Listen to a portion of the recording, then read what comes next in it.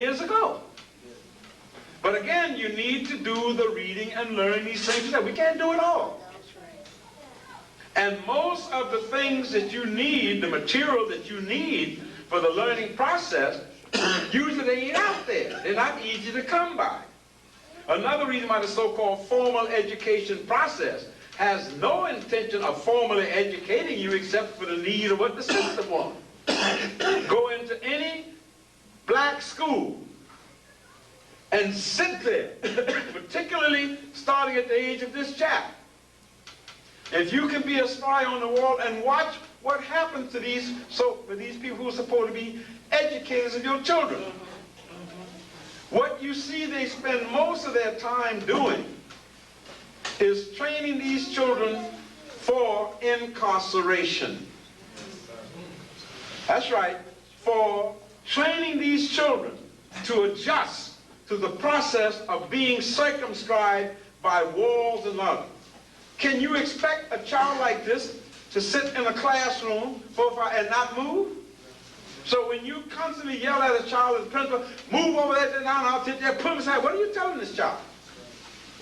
And the child looks around in assembly or whatnot, and everybody he sees, if there are 15 people there, 10 of them are people that don't look like him, and they're yelling and they're there as power figures. Where's the next step for these children? Rikers Island if you live in New York or whatnot. The child has already been institutionalized. You're ready for the next step. And the proof of it is, look at most of the young men you see walking around your communities now with the seat of their pants down at their knees. Why are they doing this? Because in the prisons, what's the first thing they do from them? Take belts. Say that again? They take the belts away. If you take away the belt, unless you are grossly fat, what's going to happen in your pants? And that's deliberate. Now, the process in the prison is a dehumanization process. That's right. And you're walking around with your pants down. But if you've been institutionalized already, you do not see the degradation of it. And how many of us will stop one of these young men and say, hey, what you're doing, it may be an acquired characteristic, but it wasn't intended as a style to praise you.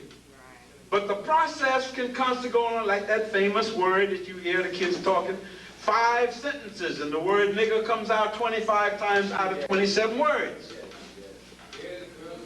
And oh, hey, I didn't say nothing about sex. I said young people.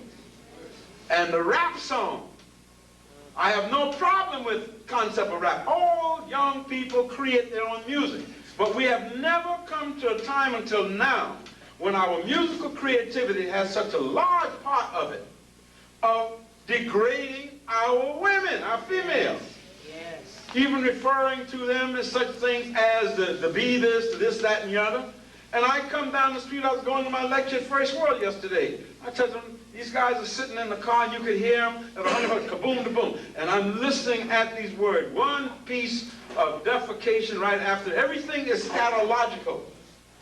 And I said to the guy, I says, hey, is that a song you listen to? Yeah.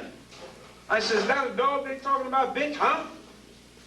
He didn't even know that bitch originally was the word for female dogs. So it's not even, and what's bad, it ain't even intended to be derogatory. If I call you a name because I'm angry at you, it may not be a good thing to do, but at least I have a motive. But if I just insult you gratuitously, and you casually is known as the bitch, or the this, or the this, or that, the other, and I told the nigga this, and the nigga did this to me, and that, and I said to this kid, I said, hey, listen, who is this nigga you talking about? God looked at me, huh? I said, is this somebody special? He must be somebody great. Because I heard you refer to him or her or it about 7, 8 times. And this student dude, try it sometime. Because these youngsters, so he said, huh? What? I said, yeah, who is this nigga? Is this a game or something you playing? He looked at me for about 5 minutes, and he said, yeah, and turned around and walked away. But I like to think, maybe I flatter myself, that maybe somehow a little germ got up there in 1999, you know, he may turn a corner and a light goes on. You know? I have to convince myself of that. That's a matador. So when you look at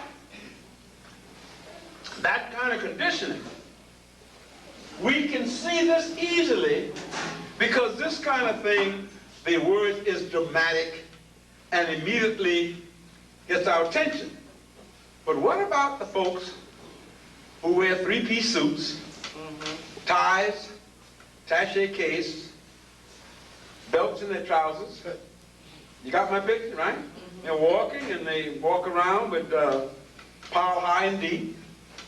And they have the corridors of power, and they sit there and sell you out.